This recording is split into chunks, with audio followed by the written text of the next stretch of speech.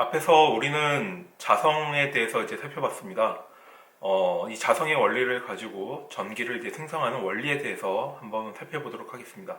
자, 우리가 전기를 생성하는 방법에 대해서는 하나를 배웠었죠. 하나는 이제 배터리인데, 배터리 같은 경우에는 화학적인 반응을 가지고 전기를 생성하는 장치입니다.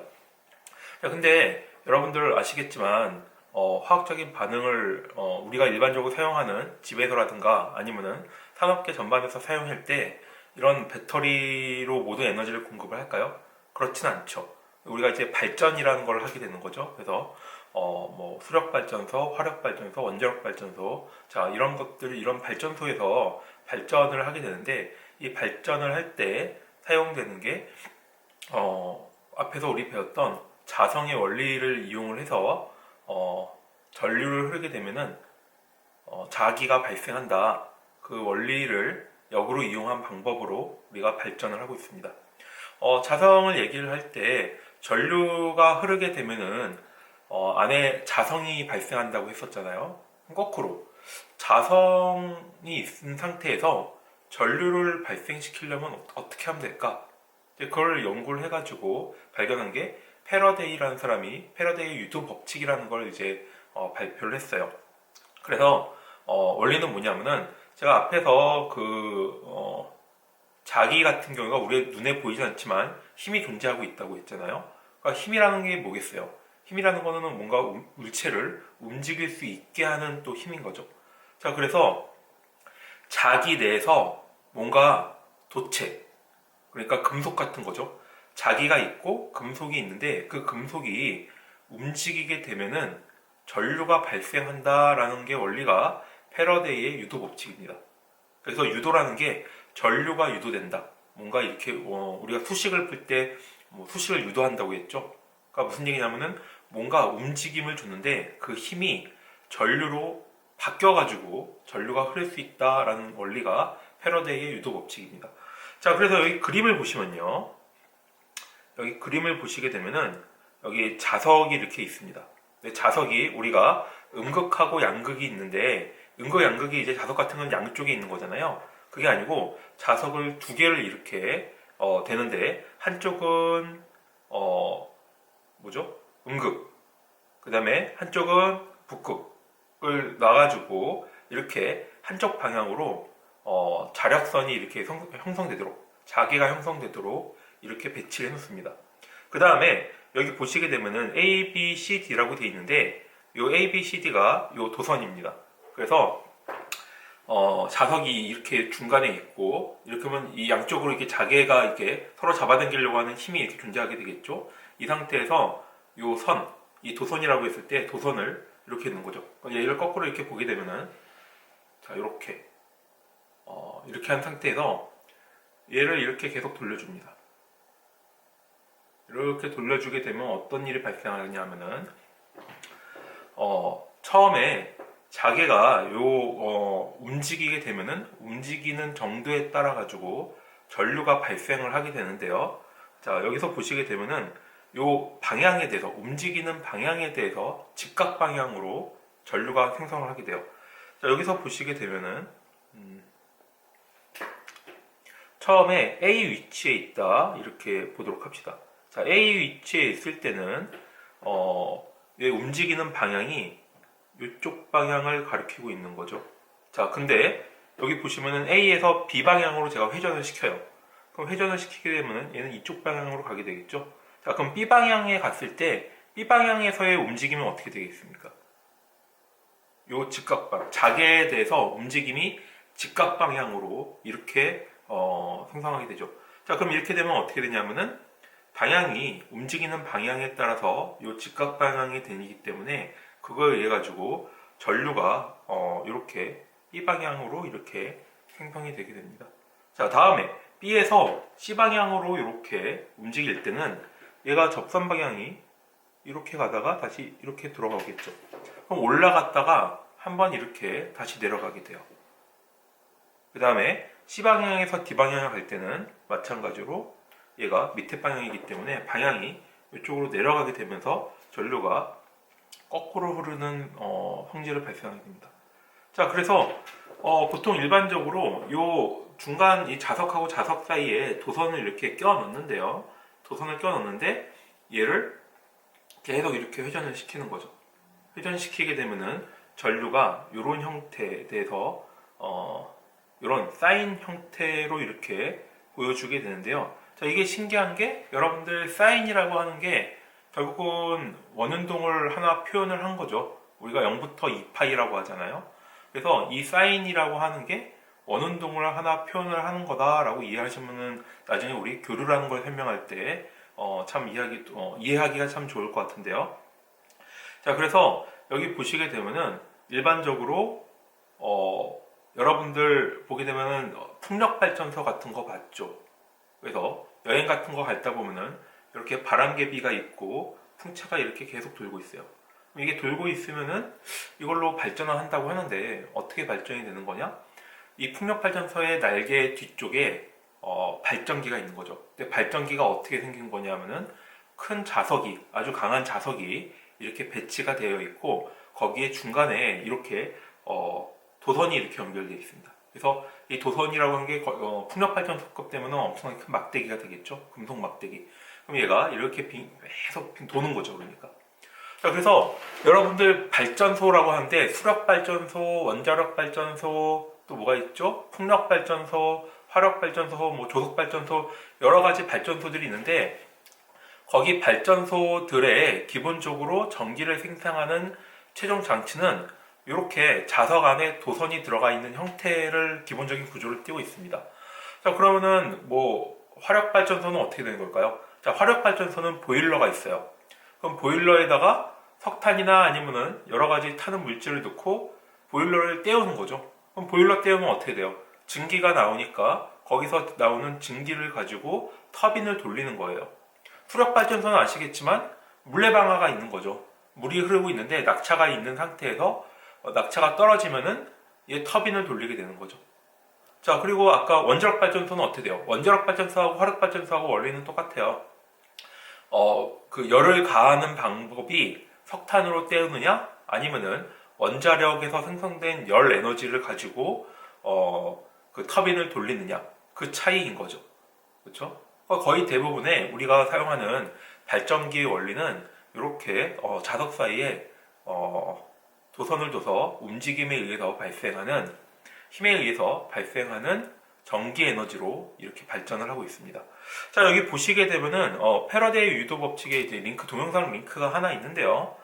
제가 여기서 지금 클릭을 못하니까 여러분들 클릭하셔서 보게 되면은 여기서 도선을 많이 감으면 많이 감을수록 선이 촘촘히 박혀있으면 박혀있을수록 전류가 많이 유도가 되는데 그 내용이 여기에 수록되어 있습니다. 그래서 하나는 선을 이렇게 한 번만 감은 경우, 두 번째는 10번 감은 경우, 세 번째는 한 100번 정도 감은 경우인데, 자, 많이 감으면 감을수록, 자개에서 이렇게 움직임이 있을 때 전류가 많이 발생하는 것을 확인을 할 수가 있습니다. 배터리 같은 경우에는 우리가 DC라고 해가지고, 하나의 전압이 계속 일정하게 유지된다고 했잖아요. 자, 뭐 1.5V, 3.7V, 12V 이런 것들이 전압이 바뀌지가 않아요. 바뀌지가 않다는 경우는 바뀌지가 않는다는 얘기는 이 전압의 배터리가 계속 유지되고 있다가 더 이상 에너지를 공급할 수 없을 때부터 이렇게 떨어진다라고 제가 설명을 드렸었죠. 자, 그렇기 때문에 이 값은 시간하고 상관이 없는 값입니다. 그래서 이 시간하고 상관이 없는 거를 DC라고 얘기를 하고요. 다이렉트 커런트라고 얘기하고, 여기서 보시는 것처럼 얘 같은 경우 어떻게 돼요? 전기가 생성이 되는데 이렇게 형태가 사인 웨이브가 되는 거죠. 그림을 다시 그려볼까요? 이렇게 전기 에너지가 나오는 형태가 이런 사인 형태로 보여주는 형태가 있고, 하나는 전지에서 본 것처럼 시간에 따라 가지고 이렇게 바뀌지가 않는 형태가 있습니다. 그래서 이거를 AC 그 다음에 또는 교류라고 얘기를 해요. 자, 그 다음에 배터리와 같이 이렇게 시간하고 상관이 없는 전압이 일정하게 유지되는 것을 DC, 그 다음에 이걸 직류라고 얘기합니다. 그럼 이제 발전기 구조에 대해서 간단하게 얘기하고 넘어가겠는데요. 발전기의 구조 같은 경우에는 여기 보시게 되면은 6-6의 직류 발전기하고 그 다음에 6-7의 직류 전동기가 이렇게 설명이 나와 있습니다. 이거는 여러분들이 제가 간단하게 이렇게 설명하고 넘어갈 테니까 이것도 내용 읽어보셔가지고 이것도 구조에 대한 내용이기 때문에 여러분들 한번 읽어보시면 되겠는데, 한 가지 이제 재밌는 점은 발전기하고 그 다음에 전동기하고 둘 다 원리 구조는 똑같아요. 무슨 얘기냐면은 발전기가 따로 있고 그 다음에 전동기가 따로 있는 게 아니고, 자, 그 구조 자체는 안에 자석이 있고 그 다음에 거기에 뭔가 움직임을 주게 한 다음에 얘가 움직이면은 전기가 발생을 하는 거고, 거꾸로 전기를 공급하게 됐을 때 얘가 돌아가는 거, 이 두 개가 차이 있는 거죠. 자, 그러면은 다음 장에서 교류, 우리가 앞에서 얘기했던 교류에 대해서 좀 더 자세하게 이렇게 살펴보도록 하겠습니다. 자, 그 앞에서 배터리로 대변되는 시간에 하고 상관이 없는 전기를 직류라고 했고요. 그 다음에 시간에 따라 바뀌는 전기의 종류를 교류라고 했습니다. 자, 그래서 이 교류라고 하는 게 우리 주변에 아주 쉽게 볼 수가 있어요. 콘센트가 교류를 공급해주는 장치인 거죠. 자, 그래서 실제적으로 여러분들 콘센트를 보게 되면은 콘센트에서는 교류가 나오게 되는데, 그럼 교류가 어떻게 저희가 사용하고 있는 거냐? 발전소에서 교류를 생성을 해줘요. 엄청나게 큰 높은 전압으로 엄청나게 큰 그 크기니까. 그러면은 그거를 전신주를 통해 가지고 변압수로 가게 돼서 우리가 사용하고 있는 220V로 바꾸게 되는데, 그때에도 계속 교류가 유지가 되고 있어요. 그럼 교류 전류가 전신주를 타고 쭉 와가지고 우리 집까지 오게 되는 거죠. 그러니까 재밌는 게 뭐냐면은 결국은 우리가 사용하고 있는 전기는 형태는 교류인 건데, 발전소에서 선을 따가지고 엄청나게 긴 선을 갖고 와가지고 우리 집집마다 이렇게 내보내주고 있는 거죠. 이해가 되시겠습니까? 자, 콘센트 같은 경우가, 그러면은 이거 같은 경우가 제가 아답타인데, 이 아답타 같은 경우는 뭐냐? 여기 이 양쪽으로 교류 전류가 이렇게 흘러 들어오고 있고, 이 아답타라는 게 있죠? 전원 공급 장치. 이 전원 공급 장치가 하는 일이 뭐냐면은 교류를 직류로 바꿔주는 일을 하게 됩니다. 우리가 여기서 보면 뭐 아이패드라든가 아니면은 휴대폰 같은 거 뭐 5V 이렇게 충전을 하고 있는데, 이 5V라는 거는 직류를 얘기를 하는 거고, 그 다음에 우리가 일반적으로 사용하는 이 구멍 2개짜리 콘센트는 교류입니다. 그래서 앞에서 얘기했듯이 이 장치가 하는 일이 교류를 직류로 바꿔주는 컨버터 역할을 해주게 되는 거죠. 그래서 이 교류를 직류로 바꾸는 원리에 대해서는 또 다음에 우리가 중반부쯤에 이렇게 좀 배우게 될 거고요. 우리는 시간하고 상관이 없었는데 이제는 시간하고 밀접한 상관이 있게 됩니다. 여기서 보시게 되면은 교류라는 게 결국은 주기적으로 전류의 방이 바뀌는 전하의 흐름. 그러니까 주기적이라는 게 뭐겠어요? 시간인 거죠. 시간에 따라 가지고 전류의 방향이 바뀌어요. 근데 왜 시간에 따라 바뀌게 되냐? 이렇게 도니까. 실제 발전기가 있는데 발전기에서 도선이 움직임이 있는데, 도선의 움직임이 원 운동을 하기 때문에 그 원 운동을 나타내는 형태인 사인 형태가 보여주게 되는 거죠. 그렇죠? 자, 그래서 여기 보시게 되면은 이거를 우리가 원 운동이기 때문에 수학적으로 표현하는 게 사인 함수하고 코사인 함수로 표현하기가 용이하기 때문에 교류라는 전류도 교류라는 전기의 형태도 우리가 수학적으로 표현할 수가 있는 거죠. 자, 그래서 여러분들이 좀 싫어하는 삼각함수의 시간이 도래했습니다. 그래프를 보시게 되면은 DC 같은 경우에는 그래서 이렇게 빨간색으로 표시되어 있죠. 시간에 따라 가지고 시간하고 상관없어요. 그냥 상수값이야. 자, 근데 교류 같은 경우에는 처음에는 전기가 없는 상태에서 전압이 생겼다가 쭉 내려와서 전압이 음수로 갔다가 다시 0으로 가는 현상이 발생을 해요. 자, 그러면 이렇게 하는 거를 우리가 수학적으로 이제 표현을 하려면 어떤 식으로 표현하느냐. 여기 보시게 되는 것처럼 이렇게 y는 sin x라는 게 일반적으로 수학에서 우리가 사인 형태를 이렇게 표시하는 거죠.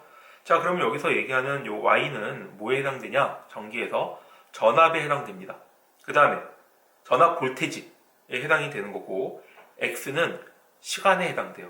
그러니까 y는 sin x라고 했을 때 x는 시간, 그 다음에 여기 y는 전압이 되겠죠. 자, 그래서 전압은 sin 시간, 이렇게 표현을 우리가 모델링을 할 수가 있습니다. 그래서 일반적으로는 y는 sin t 이렇게 표기하기도 하고요. 그 다음에 v는 sin t. 그러니까 y는 우리가 수학적으로 y라고 많이 쓰니까 이렇게 쓰기도 하고, 일반적으로는 v는 sin t라는 형태로 많이 사용을 하게 돼요. 자, 이거를 좀 빨간 줄로 이렇게. 그리고 다음에 DC 같은 경우에는 여기는 지금 AC는 시간이 있는 거고, DC 같은 경우에는 지금 Y는 어떻게 얘기하겠어요? Y 또는 V는 어떤 콘스탄트, 값이 되겠죠. 뭐 5든지 3.3인지 10이든지 뭐 3.7이든지 이런 값들로 표기되게 되겠죠. 자, 피스파이스를 나타내는 기호 같은 경우에는 자, 이렇게 표기를 해요. 그래서 우리가 DC 같은 경우에는 이렇게 표기를 했죠. 이렇게 플러스 표기를 했는데요. AC 같은 경우에는 자, 이런 식으로 물결파. 왜 물결파냐면은 우리가 교류가 사인이기 때문에. 그래가지고 여기에 이렇게 플러스 마이너스로 표기를 하게 됩니다. 자, 그래서 이쪽 방향인 거죠. 플러스 마이너스. 자, 근데 또 여러분들 질문을 할 수가 있어요. 교류 같은 경우에는 지금 보게 되면은 플러스도 있고 마이너스도 있는데, 그러면 얘 플러스 마이너스가 계속 바뀌게 되는 건가요? 예, 맞아요. 플러스 마이너스가 계속 바뀌게 돼요. 그런데 그러면은 요 위에 있는 플러스는 뭐냐? 처음에 시작할 때가 이렇게 시작된다는 의미에서 플러스인 겁니다. 그 다음에 마이너스는 이렇게 흘러가게 되겠죠. 얘 플러스 마이너스가 거꾸로 그려져 있으면 어떻게 될까요? 여기에 마이너스 플러스라고 되면은 얘는 전기의 방향은 이쪽 방향으로 흐르게 되는데, 요 파형이 플러스니까 이쪽 방향으로 플러스가 되는 거겠죠. 그렇죠? 헛갈릴 수가 있는데, 그러면 만약에 이쪽 방향 입장에서 볼 때는 얘는 뒤집히는 형태가 되는 거겠죠. 자, 그렇기 때문에 여러분들 직류하고 똑같이 그냥 교류도 플러스 마크가 있으면은 플러스에서부터 사인이 시작된다라고 이해하시면은 되게 편하게 될 겁니다. 이 교류라는 놈이 시간에 따라 가지고 동작하고, 그 다음에 시간에 따른 어떤 함수로 이제 표현하기 때문에 여러 가지 좀 복잡한 개념들이 좀 있습니다. 복잡하다기보다는 좀 종류가 많아요. 복잡하진 않아요. 자, 그래서 요 교류라는 특성에 따라 가지고 여러 가지 어떤 뭐 용어라든가 아니면 개념들이 이렇게 나오게 되는데, 이걸 하나씩 살펴보도록 하죠. 요 사인이라는 형태가 무한히 계속해서 반복되고 있다라고 이제 생각을 하고 우리가 시작을 해요. 그래서 여기서 보시게 되면은 요 사인 이 함수가 있는데, 요 사인 함수가 얘가 도중에 이렇게 빨리 들어가고 천천히 들어가고 하는 게 아니고 언제나 이렇게 이 사인 형태가 그대로 유지가 되고 있다라고 가정하고 이제 생각을 하는 거죠. 그리고 실제도 그렇게 발전소, 한국전력이죠. 발전소에서 이렇게 생성을 할 때 그런 식으로 요 주기가 흐트러지지 않도록 다 만들어가지고 이렇게 내보내주고 있어요. 자, 그래서 여기서 보시게 되면은 요 사인이라고 하는 하나의 파형이 생성될 때까지의 시간, 요 시간을 t초다라고 얘기를 했을 때,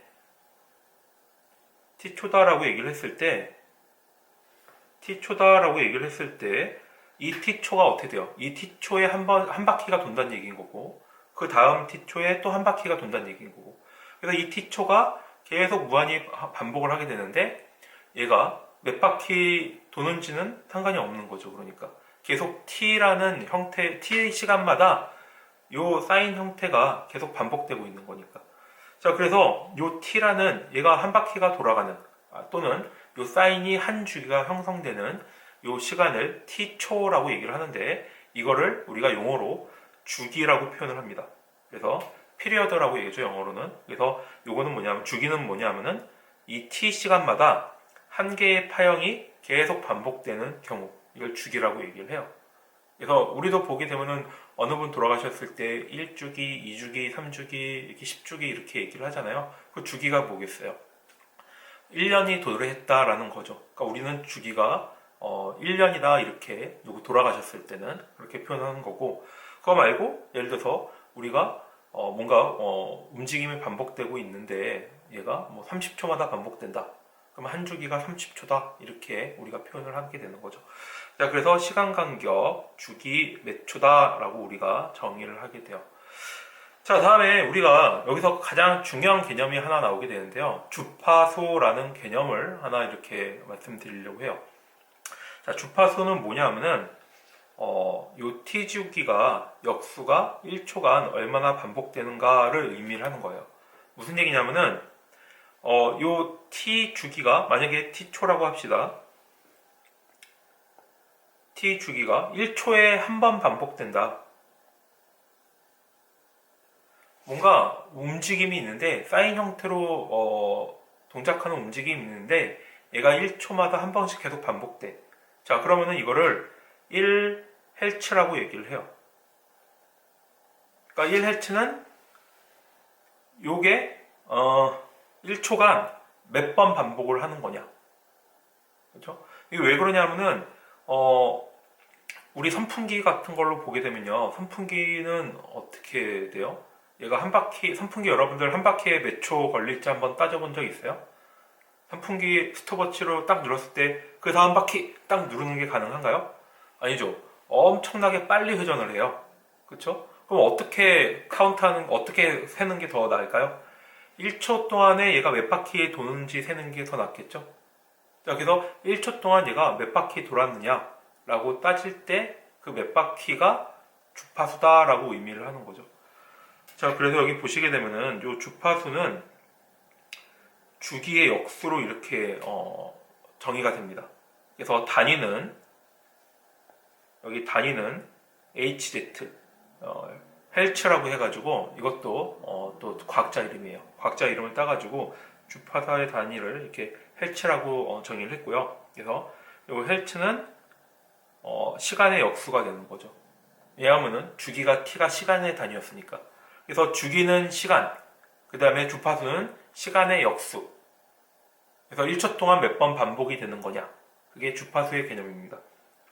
그래서 시간의 역수로 이렇게 헬츠 아니면은 시간의 역수로 이렇게 두 가지로 이렇게 표현을 하게 돼요.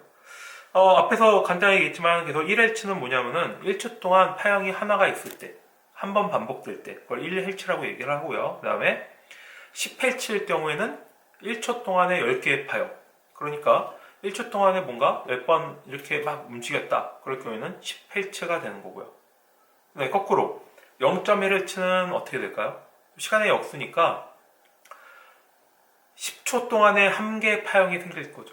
그러니까 오히려 아주 느린 동작을 얘기를 할 때 얘는 소수점으로 내려가게 됩니다. 그래서 10초에 파형이 하나 한다. 그러면 20초일 때는 파형이 두 개겠죠. 그래도 0.1Hz 이렇게 계산을 하게 됩니다. 여러분들 라디오 같은 거 들으세요? 자, 라디오 같은 게 뭐냐면은 예를 들어서 뭐 89.1MHz FM 이렇게 얘기를 하잖아요. 이 89.1MHz 같은 게 89.1메가. 이거 메가가 뭐예요? 100만인 거죠? 그래서 100만, 1000만, 89, 100만, 그러니까 88,900만 헬츠라고 하는 주파수가 전파에 실려가지고 얘기를 하고 있는 거죠. 그래서 일반적으로 우리가 얘기하는 전파라고 하는 거는 눈에 또 안 보이는데 전파도 교류의 일종입니다. 그래서 눈에 안 보이지만 요 진동이 공기중을 이렇게 타고 가가지고 공기중도 아니고 약간 얘가 전파가 이렇게 진행을 해가지고 우리한테 이렇게 날라오게 되는 거죠. 핸드폰 같은 경우에는 핸드폰 말고 여러분들 와이파이 쓰고 있죠? 와이파이는 어떻게 돼요? 와이파이는 2.4GHz 쓰고 있죠. 그 다음에 요즘은 또 5G라고 해서 또 5기가 이렇게 또 얘기를 하고 있죠. 2.4G, 5G 이런 거는 뭘까요? 2.4기가 2.4 곱하기 10의 9승 헬츠. 그러니까 전파가 있는데 그 전파의 진동 주파수를 의미를 하는 거예요. 여러분들께서 2.4나 5나 아니면은 또 FM 같은 거 있죠. 뭐 메가헬츠, TV 아니면 핸드폰 같은 경우에도 보통 1.8기가인가 뭐 GSM, CDMA 해가지고 이렇게 나오고 있는데 그런 것들이 다 여기서 얘기하는 전파의 주파수다. 그래서 전파를 교류로 이렇게 표현한 것을 얘기를 하는 거다라고 이해하시면 되겠습니다. 그래서 주파수라는 거는 우리가 상당히 많이 사용하고 있는 개념이고 이게 다 사인에 대한 이 반복, 이 전파가 몇 번 반복되느냐 이걸 나타내는 거죠. 자, 아까 우리가 교류 전류가 콘센트에서 사용되는 전기 에너지는 얼마라고 했냐면은 60Hz라고 했죠. 그래서 여러분들 가전제품 보시면은 60Hz라고 많이 써 있어요. 이게 아까 얘기했지만 유럽 같은 데 가면 50Hz 이렇게 써 있거든요. 58층인 거죠. 이게 뭐냐면은 우리가 가정에서 사용하는 전기라는 어떤 교류 전류가 있는데 교류 전류의 주파수가 60Hz인 거다. 요 사인 웨이브가 1초에 60번 반복되는 형태이다 라고 이해하시면 되겠습니다. 자, 그 다음에 이제 크기에 대해서 얘기를 하겠는데요. 교류 같은 경우가 크기를 나타내는 경우가 용어가 되게 많아요. 이게 좀 수학적으로 그렇게 될 수밖에 없으니까 뭐 하나씩 솔직히 따져 나가봐야 되는데 DC 같은 경우에는 그냥 값 하나밖에 없죠. 여러분들 해석할 때 DC가 제일 편해요. AC는 해석할 때 조금 시간이 들어가니까 좀 피곤한 부분이 있는 거죠. 자, 여기 보시게 되면은 우리가 진폭이라는 앰플리튜드라는 얘기가 있는데요. 요 앰플리튜드 같은 경우는 뭐냐면은 우리가 사인이라고 이렇게 표현을 하잖아요. 그렇죠? 근데 사인인데 앞에 요 A라는 숫자가 들어갈 수가 있는 거죠. 무슨 얘기냐면은 우리가 사인 1, 그냥 사인 T라고 하면 어떻게 돼요? 사인 얘가 T라고 되어 있다. 그럼 앞에 1이 생략되어 있는 거잖아요. 그래서 우리가 그래프를 그려볼 때 0부터 2파이인데 요 끝에 지점, 가장 높은 지점이 1, 2 되는 거죠. 마이너스 1이고. 자, 그러면 여기서 우리가 요 1이 의미하는 게 뭐냐? 이거를 진폭이다 라고 의미를 해요. 그래서 사인으로 표현했을 때 앞에 요 A라는 값은 진폭. 그래서 요 진폭은 가장 높은 값하고 가장 낮은 값을 의미를 하게 되는 거죠. 그렇죠? 뭐죠?